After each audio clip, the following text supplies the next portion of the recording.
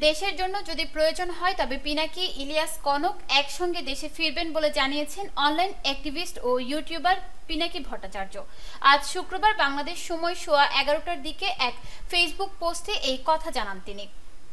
পোস্টে তিনি লেখেন, দেশের জন্য যদি প্রয়োজন হয় তবে প্রফেসর ইউনূসের পাশে দাঁড়ানোর জন্য পিনাকি, ইলিয়াস, কনক সরোয়ার একসাথে ঢাকা এয়ারপোর্টে ল্যান্ড করবেন।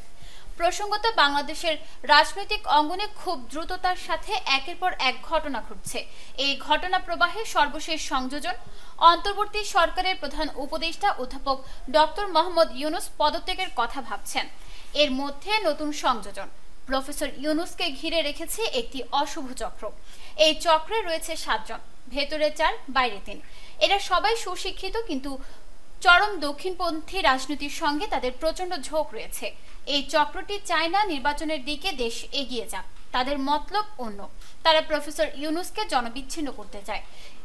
এই প্রেক্ষিতে রাজনৈতিক বিশেষজ্ঞরা বলছেন, প্রফেসর ইউনূস পদত্যাগ করলে সব সংকটের সমাধান হয়ে যাবে এটা মনে করার কোনো কারণ নেই, বরং সংকট আরো তীব্র হবে। প্রফেসর ইউনূস যদি সঠিক সময়ে সঠিক সিদ্ধান্ত না নেন তাহলে খেলা তার হাতছাড়া হয়ে যেতে পারে, ক্ষতিগ্রস্ত হতে পারে বিপ্লবের মূল চেতনা।